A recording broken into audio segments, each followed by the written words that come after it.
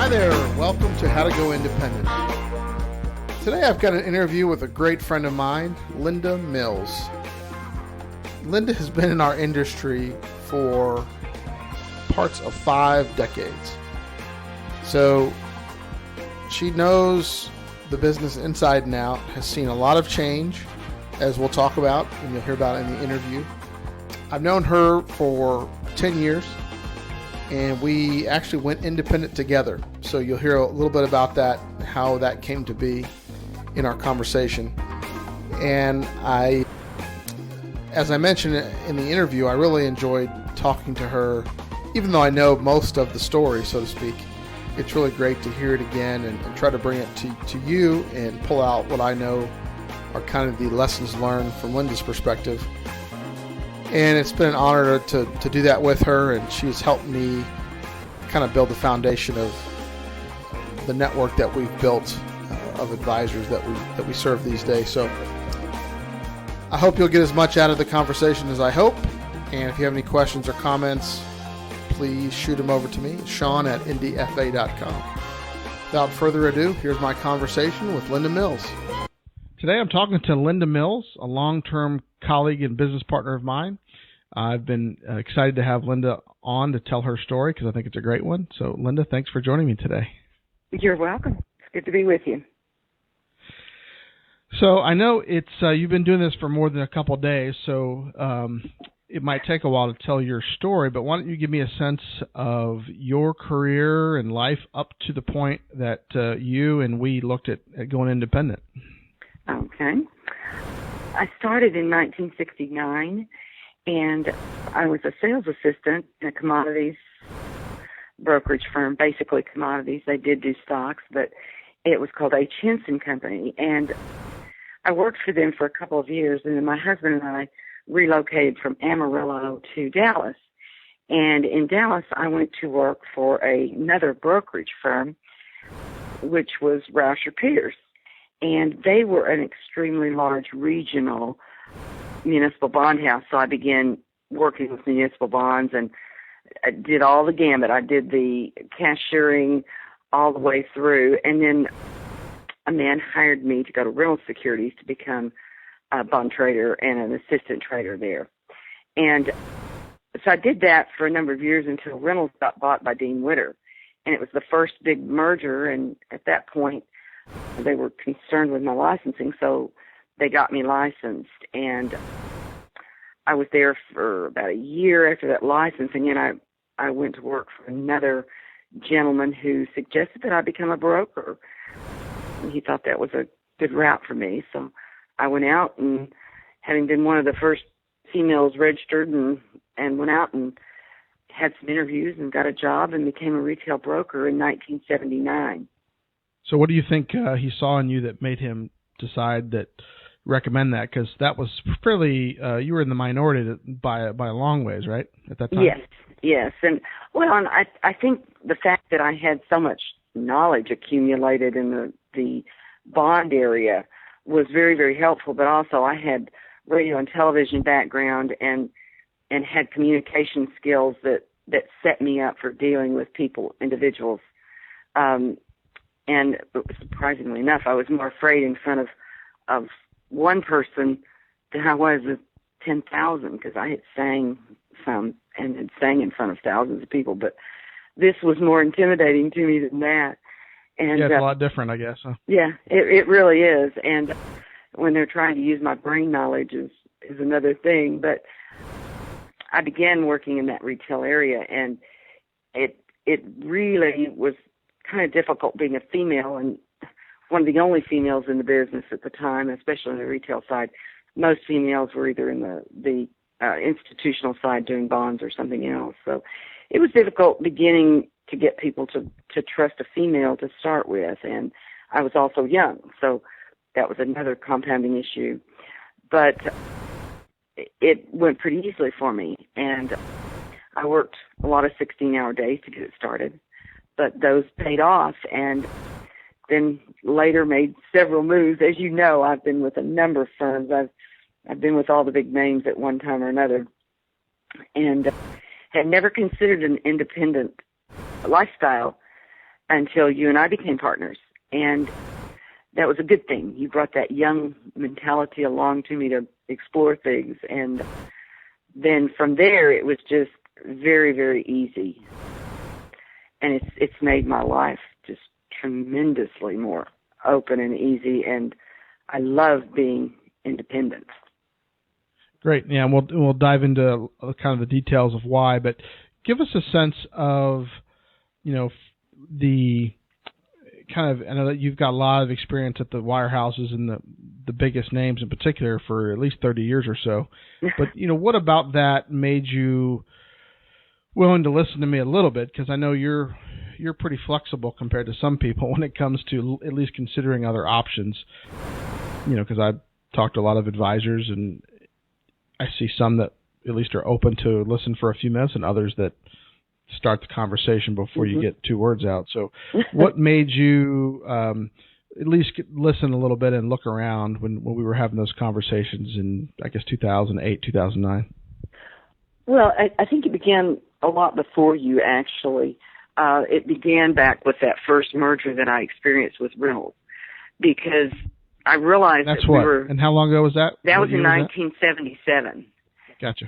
And in that year, I realized that there were going to be maybe 3-4 major houses eventually, and that was it. They were just going to be these big dominant houses.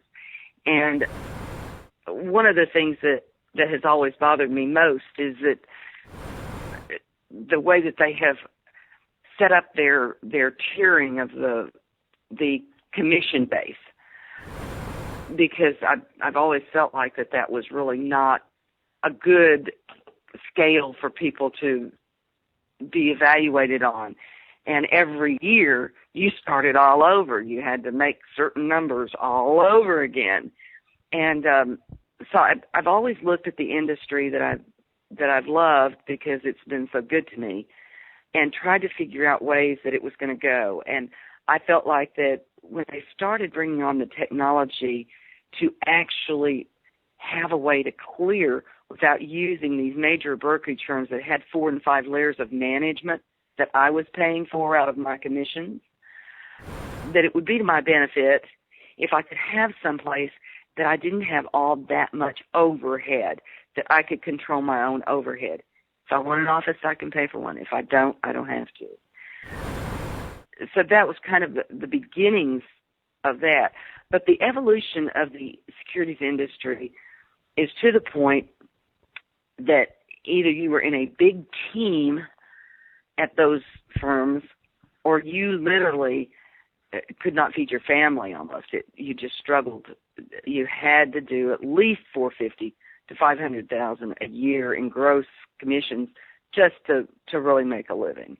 And although I was doing that when I first left Smith Barney and went to Morgan Stanley, it became increasingly more difficult to rectify some of the problems I had through that move, which is the only unsuccessful move I really had.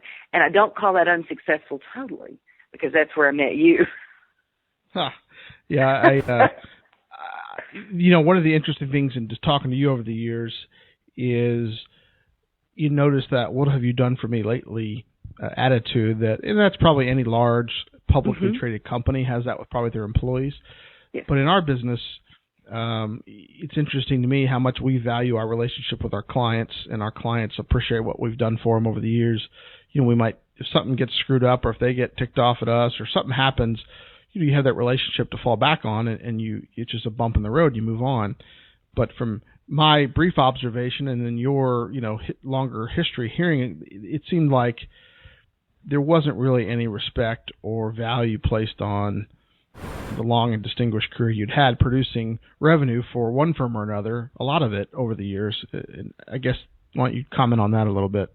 Well, that's very true, and at times it was almost abusive to me, because they oftentimes would call on me to try to help struggling rookies, or even just comments in the sales meeting that was mandatory to attend once a week. It was, almost to the point of being abusive. And so there was not much support. There was not much respect. The only respect they had was for the guy who could do the $1.5 million or the $2 million team. And otherwise, you've got absolutely no support with many, many things, but especially with your office help, your sales assistants and that kind of thing. And being a female, I got even abused in that area sometimes because I had such an extensive background of the sales assistant side. I could actually do my own sales assistant work. And there were times that some managers expected me to be 5-on-1 or 6-on-1, and yet I was producing at around 450,000. And there were other brokers who were producing less that were 3-on-1. And those are the kinds of things that a big firm can do, and you're expendable to them almost. However, I think they did regret losing me from Smith Barney when they did. Yeah, it's amazing to hear. I know we've talked about that, but not lately, so I forget those kinds of things. Have you seen that evolve? Is it any better now, do you think, if a woman was at a big-name firm? Do you think that's any better now? Or absolutely not. It's probably worse, would be my guess. Because that industry is evolving in a direction where at some point, I think if you're not in a big team, there's not going to be a place for you at those firms, and they may at some point just become institutional, and they may let their retail side go if they can't find ways to maintain even the big teams, because you'll hear the big teams complain that they're not getting enough of their share of what the firm is making. And and we hear that in our conversations with I always assumed it was more the 500,000 producers and below, which is still mind blowing when you know the economics, as we'll talk about on our side of the world. That's a lot of money. It's going somewhere. Where's it going? Is my question. It's going to 4 layers of management, and we know where it goes at the big house. It's always going to those 4 layers of management, and they could do without 3 of them, maybe even 4, but. You got to have somebody at the top, I guess. Yeah, it's helpful to have somebody to run interference or solve problems somewhere, I suppose. But or somebody running the company, but regional business development director doesn't seem to add a lot to our bottom line. At least that was our observation. I mean, wholesalers even can be done by electronics now.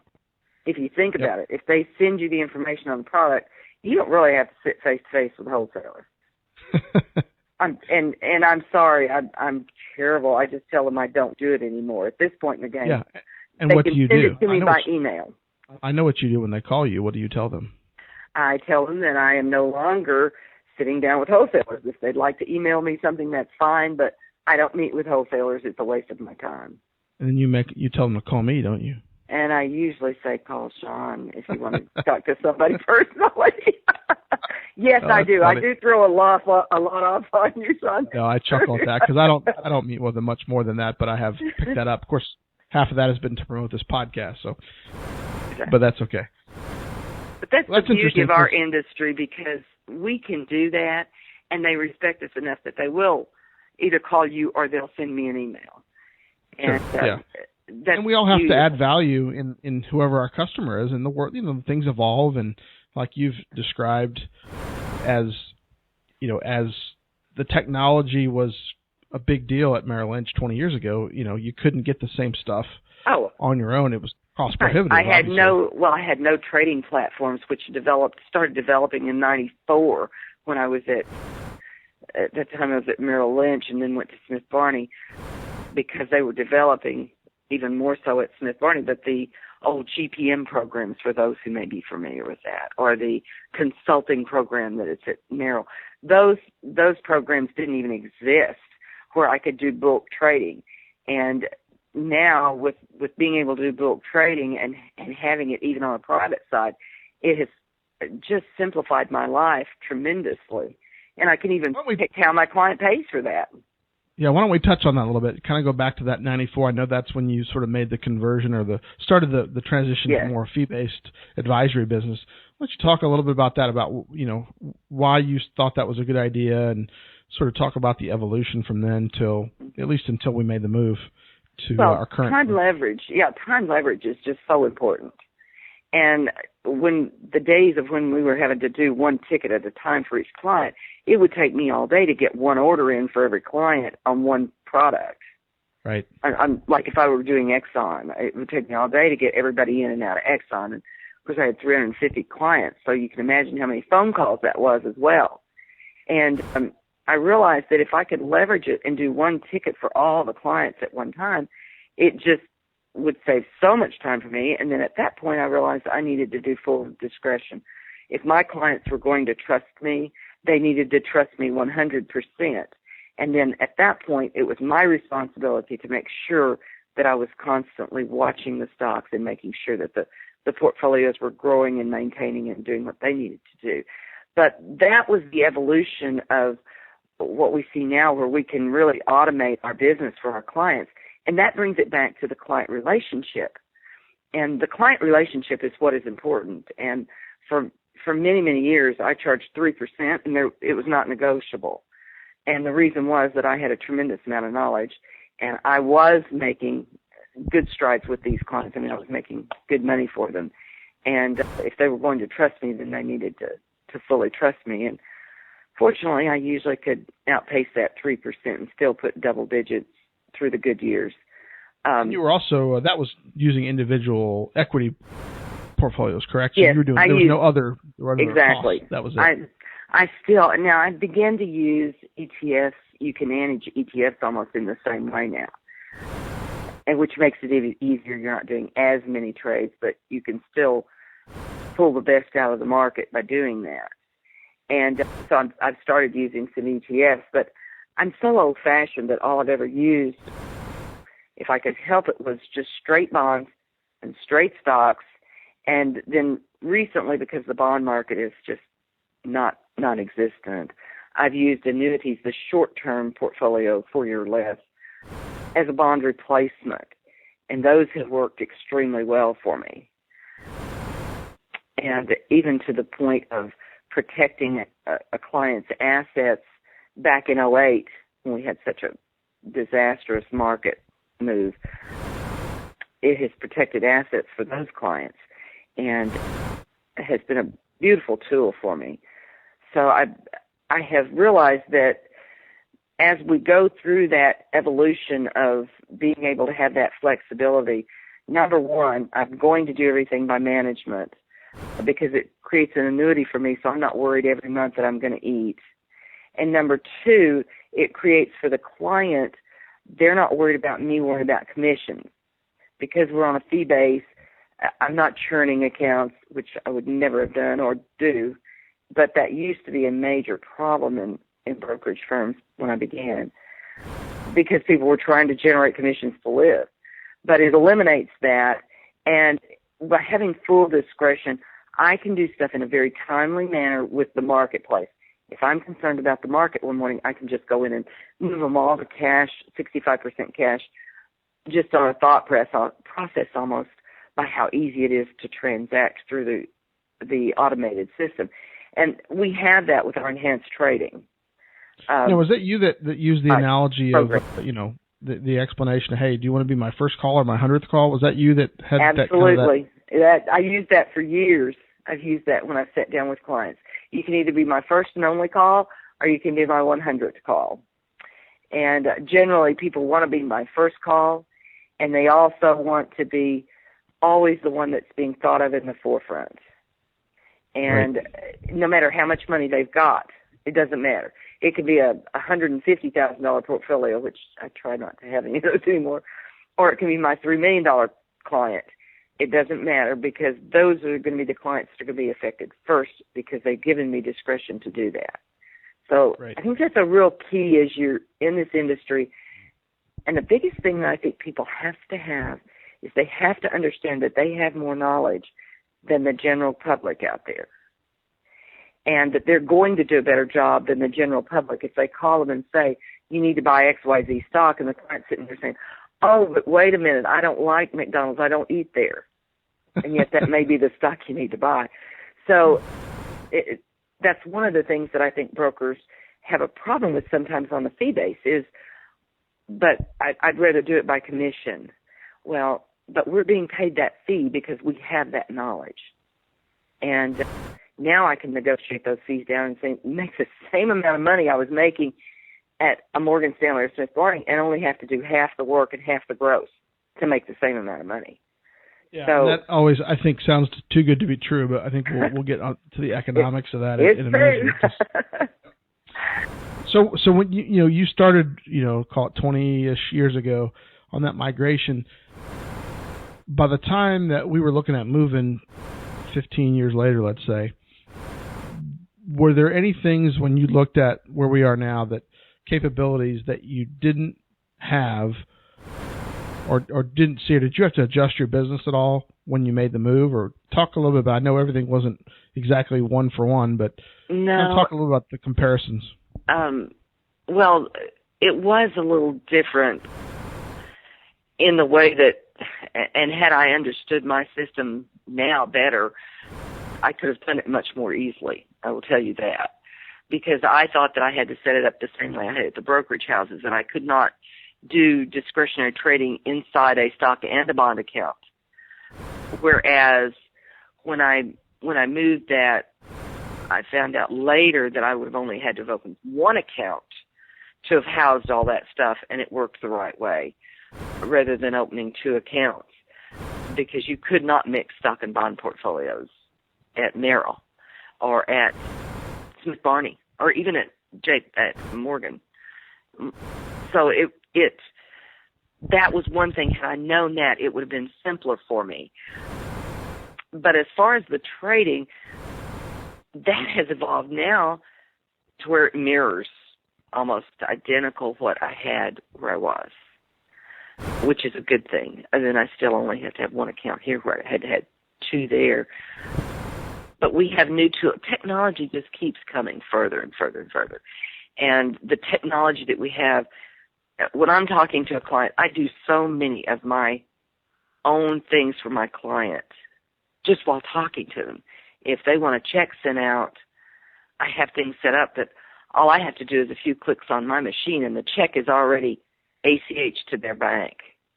And so the idea of losing this non-existent or slice of a sales assistant that a long-time wirehouse advisor might have, you're saying that may not be the end of the world if they set up their own practice? Absolutely not. It actually, and you probably know this, Sean, I don't actually have a per se sales assistant now, period. And I'm running my book by myself because every once in a while I will call the team that I have through my company, and that team will assist me on things that I can't see or don't feel comfortable doing, and they will do it. And so I really don't even need an assistant. Many of the things are just so simplified and so easy to take care of in the technology realm that it has really simplified my life. I'm not paying a sales assistant now.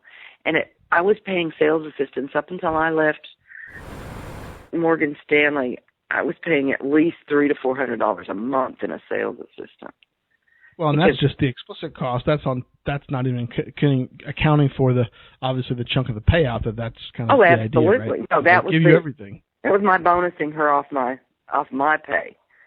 So yeah, that was just an additional too. So, and if you wanted to get a really good assistant and really get good service, that's what you had to do. But it's just almost non-existent.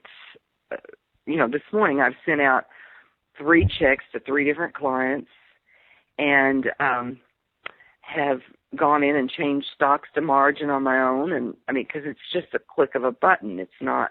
So you must be a super tech savvy, cutting edge. No. No, you know that, Sean.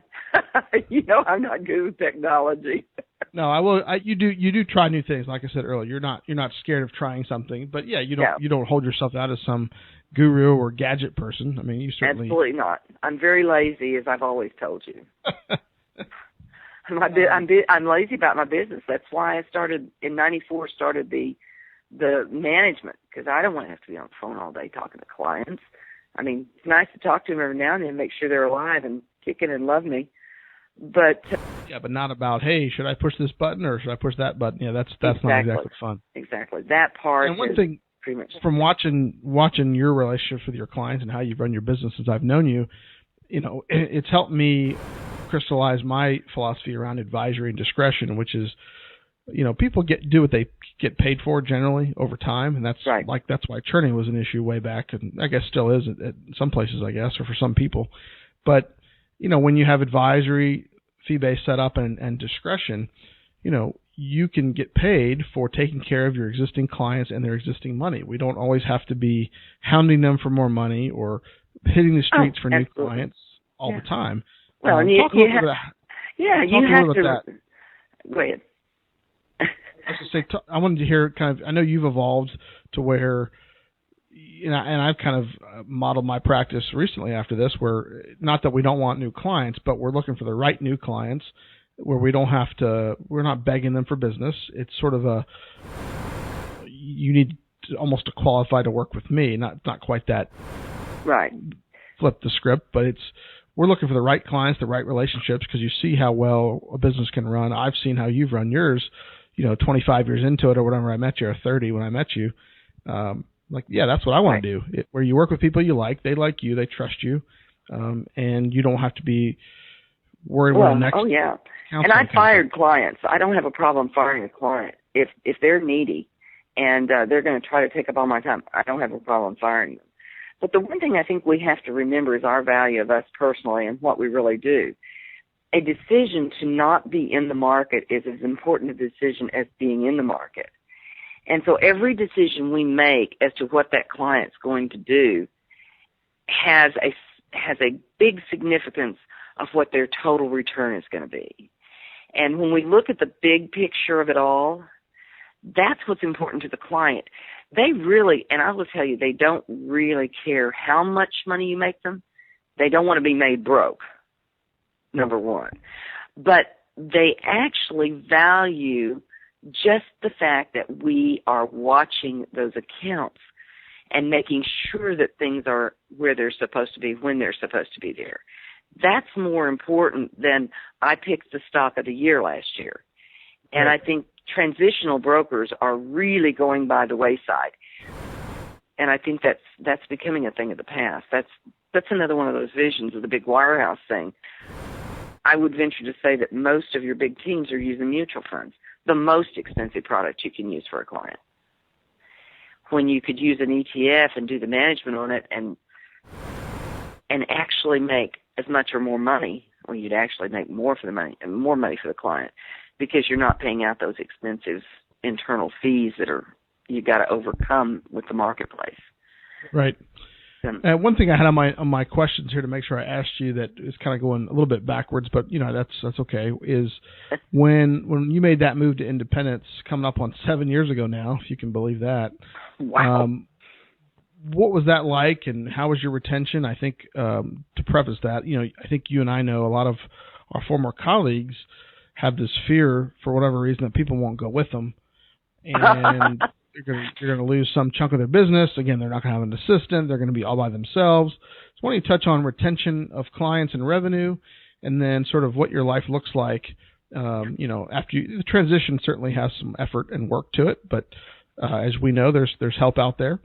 So talk a little about that process, and then how you ended up, say, a year later. Well, I have moved a number of times before this move, so I had a general idea of exactly how to move, because every time I have ever moved, other than Morgan Stanley, I have been able to retain 95% of my book. Was, I think, the lowest that I ever moved. And even this last transition, it was well over 95. It was more like 98%. Other than the clients that I did not want to move, and in some cases, even those followed me. I try to keep my clients. I tell them I want $750,000 or more now, and so when I moved, I was just trying to keep my biggest clients, and so that it would make my life easier, and I wouldn't have to transition as much. The way I set that up was, before I left, I knew exactly which clients I wanted to keep. And day one, I was ready to send papers to every single client, and in hopes that they would sign those and send them, and they did. But I had talked a little bit about some of the problems I was having with my clients, with the big wirehouse, before I ever made the transition. And I didn't say I was moving. I didn't suggest that. I just said, I'm having this problem with them. They've done this, they've done that. They're keeping so much of my commissions. I'm struggling here. And in that, I was reinforcing all the good things that I was going to get when I moved independent, like the fact that I could make more money and I could charge lower fees if I were somewhere else. And my clients caught on to that, and I had no problem. And I've done that a number of times. Whatever reason I was moving for, I've been able to reinforce it without ever saying it to my clients. And consequently, they just, when I send out papers and said I've moved, and I get on the phone and I say, I just sent you papers because I moved to XYZ firm, and these are the reasons, because the payout's so much more, and your fee is going to change. Your fee's dropping from 3% to 1.9%. And when I first came over, that's what I did. And then I dropped it to 1.5 because I realized I didn't even have to charge 1.9, and I could still, it helps me make more money for the client if I charged a little bit less, and it was a way of retaining them even more. And boy, I'll tell you, clients just love that. If you call them and you say, hey, I came over at 1.9, but actually I'm going to be able to do you at 1.5 and still be able to make my budget. And they it's nice when there's all those fewer hands in the pot there. It's nice to be able to give them unsolicited decrease. And if it's a commissioned client, say you're doing a commissioned business, which I had a few clients, very, very, very few at one point when I moved from Merrill to Smith Barney that were still commissioned clients. And I called them and I explained it to them. I said, I've got you on a commissioned business, but I can save you money, and this is how, by doing a fee business. And so I've sent you papers that will change you to a fee business, and we can save you XYZ number of dollars a year. And I did the calculations and the math for them, and I never had a client say, no, I don't want to pay less. And I've never had one say, no, I don't want to be your first phone call. And that was the way I sold those clients. And I think when we came from Morgan Stanley, I really had probably 100%. I'm not sure that I lost, but maybe one or two clients. Maybe in that. Yeah, I don't remember any to speak of other than people that were more walk-in types that, sure they liked you, but exactly.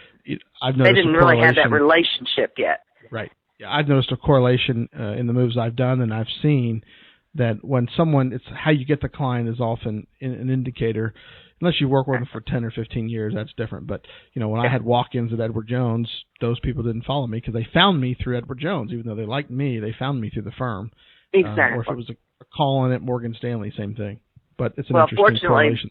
Yeah, fortunately, almost all of that, I usually get that relationship pretty solid pretty quickly, and it follows.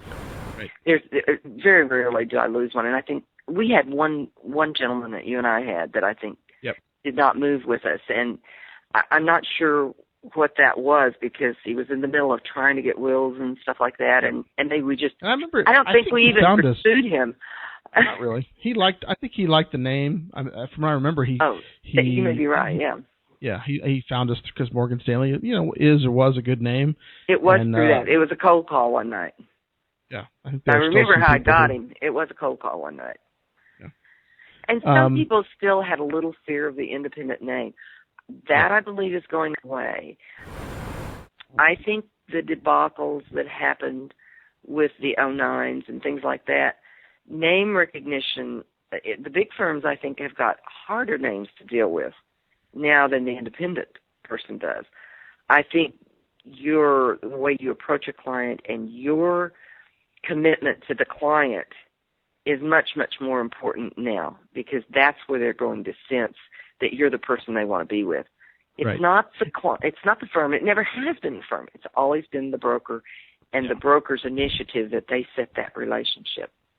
And I think part of that's a generational thing. Certainly people that are, the oldest generation that's still alive was more attached to the big brand names.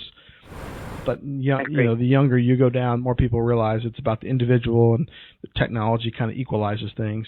And even on the independent channel, I think independence is such a weird word. I've realized recently people don't necessarily. You and I know what that means.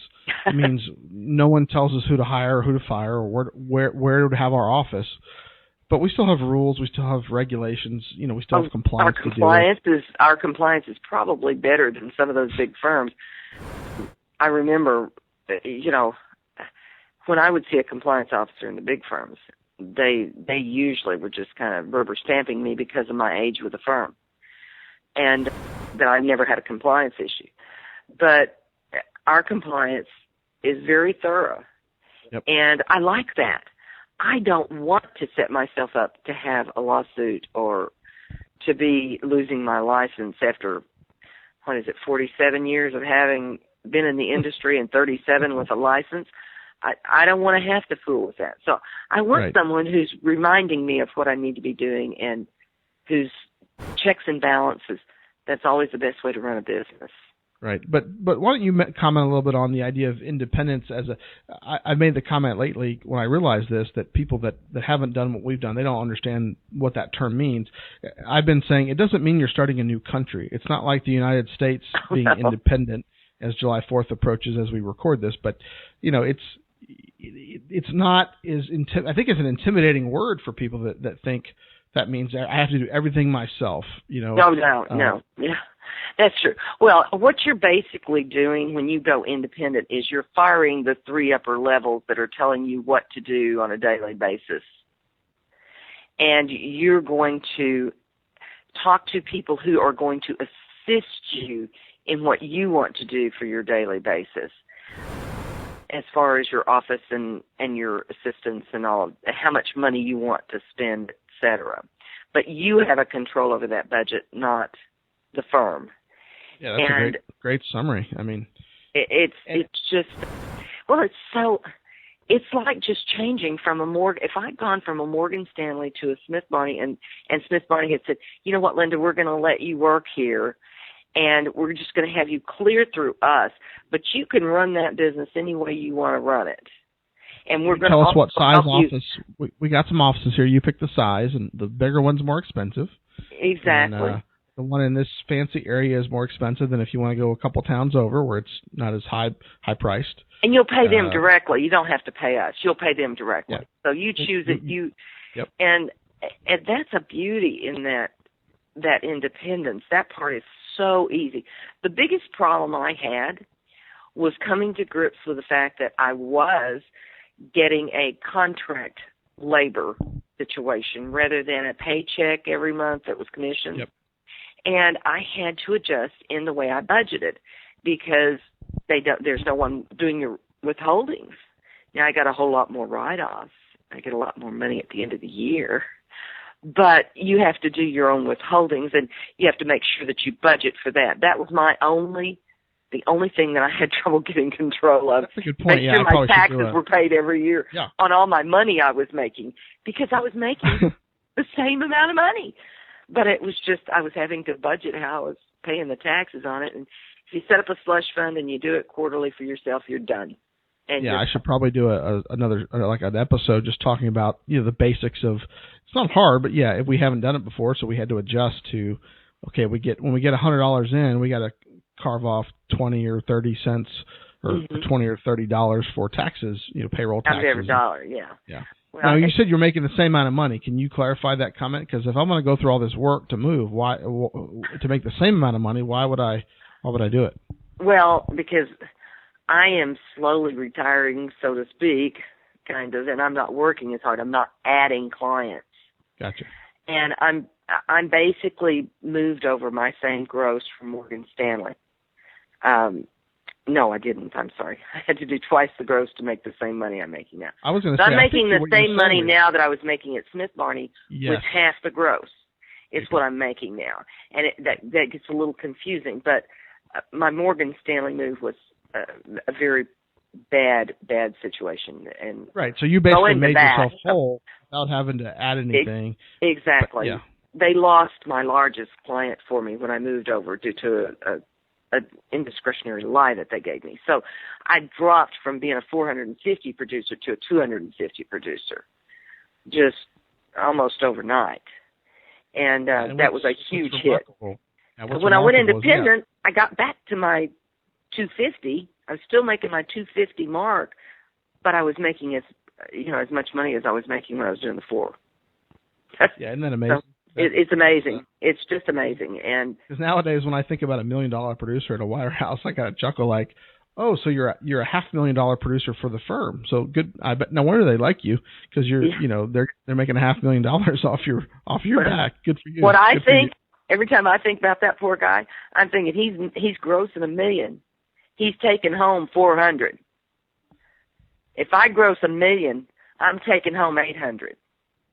Yeah, it's hard to feel sorry for him, but you kind of chuckle and go, "Man, you're not very good at math for a financial advisor." Exactly. Certainly, there are benefits at that level, but it's when that's what I think about $1 million producer. That's exactly how I feel, and I look at him and I say, "Oh, that's so nice." I would have to be doing 550, 600, to make 300,000, and I wouldn't even make 300,000 there. Be more than that, yeah. And I can do that in a heartbeat here. So it's just a beautiful thing to be able to semi-retire, which I shouldn't say that, but I am semi-retired because all I have to do is watch my clients, and it takes a half a day to do that. Right. And to maintain when you're not what trying I'm to doing. add, not doing a ton of marketing, you're just taking care of your existing clients who love you and have been with you forever for the most part. Well, and the word of mouth is what brings me my new clients. And, I'm still seeing my assets go up. I'm still getting larger, even without working hard at it. And that's, if I really, really put my mind to it again and went back to work, using half a day as prospecting, I'm certain I'd be making that $1 million and bringing home the 800. I'm just lazy. I think I told you that. One of the things I chuckle about is you've told me in the last few years that, we kind of came up with this plan together and we executed it. And maybe I was pushing a little bit more because I think now, and I'm like, I had more energy 7 years ago than I do now. It's just how it works, but it's all relative. And, we kind of made the move. It worked for both of us.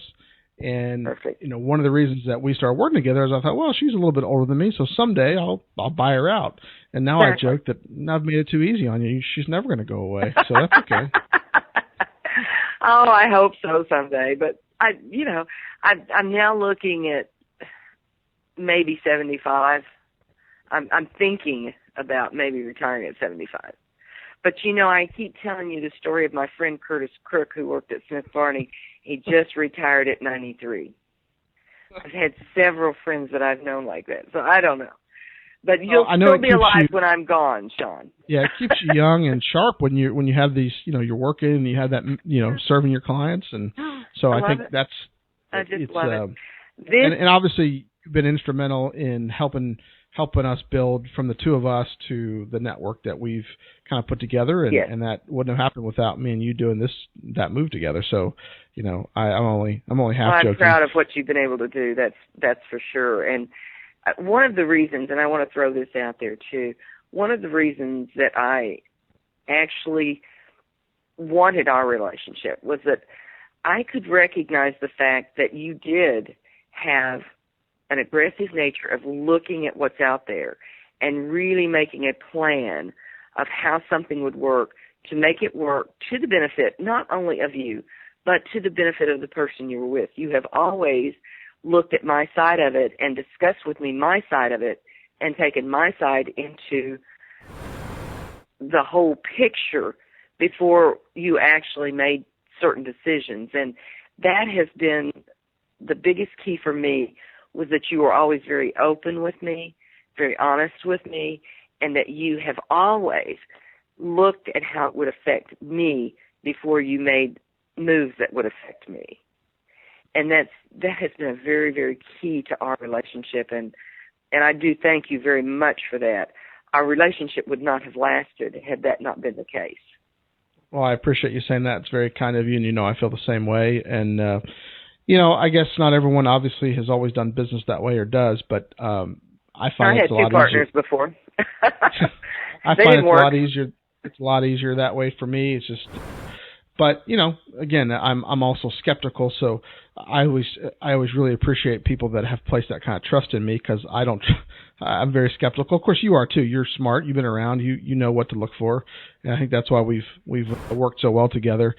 through a lot of different things. Or it's coming up on 10 years since we met, I guess, here in a few months. So yes. that's pretty cool. Well, and we worked together a little while before we made that decision. So we kind of knew and understood it. Full disclosure, Linda did always have M&Ms in her office, so that was kind of a lure for me. And I had to walk by her office to get back to mine. So yeah, the peanut M&Ms always brought him in for a chit chat. Yeah. I'm not hard to figure out. I still have them, by the way. That's funny.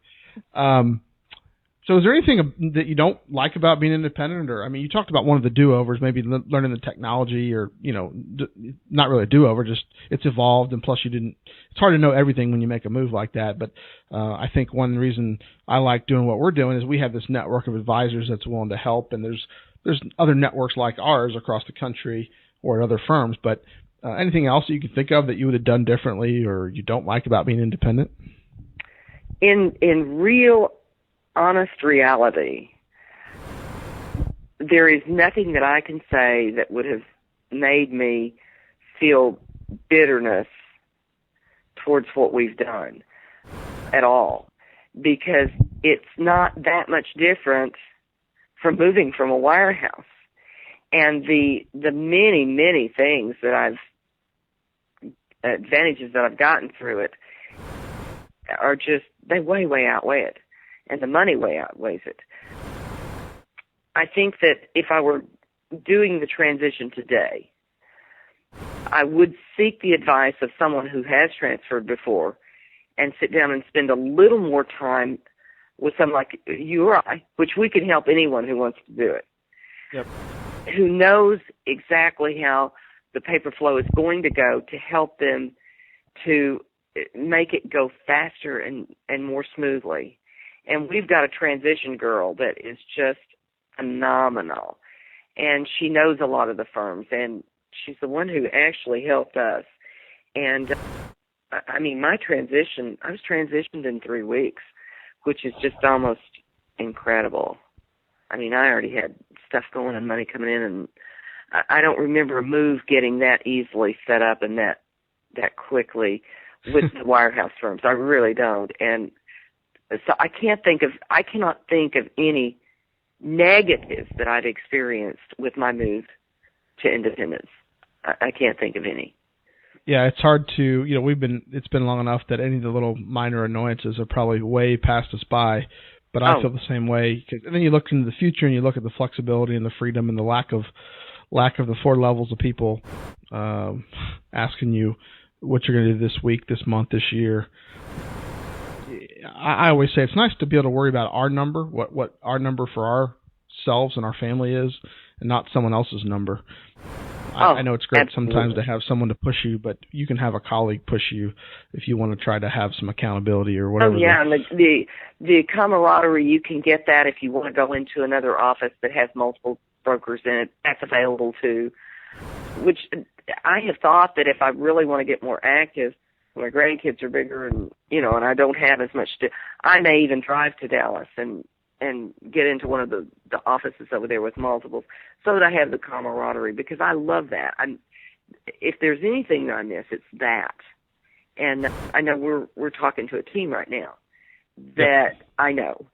And it's I really hope they come, because we could do an office share where I would have some camaraderie when I want it.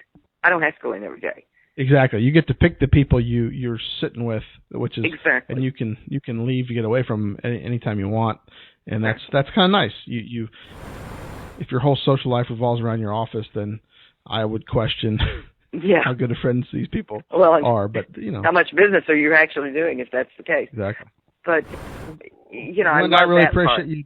Yeah, I really appreciate you taking the time to talk with me and share your story. I think it'll be great for people that find it, that are out there, that are not sure about what the independent model is all about or want to learn more.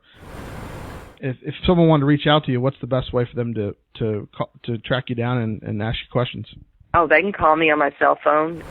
It's 817-707-2013, and I'm more than happy to share any of my 47 years of experience with anyone.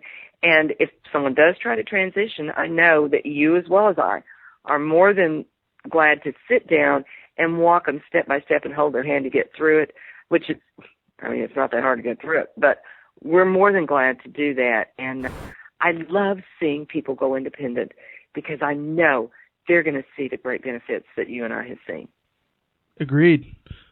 Well, thanks again. And I would encourage you, Linda is happy to share her expertise and knowledge, one thing I love about her. So don't hesitate to reach out. And until next time, thanks, Linda.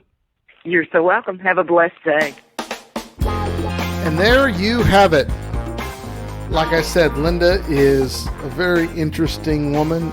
Her background is varied in our industry, and really, really neat to hear her story, even though I've known it and kind of seen the last 10 years of it. It's great to have her on and share that with you.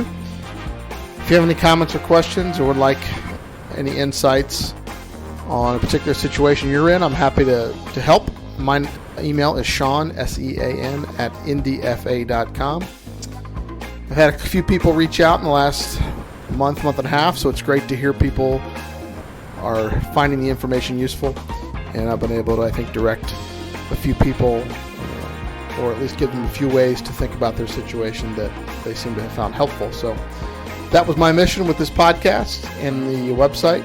So glad to know it's helpful. And if I can help, don't hesitate to reach out. Thanks again, and we'll see you next time.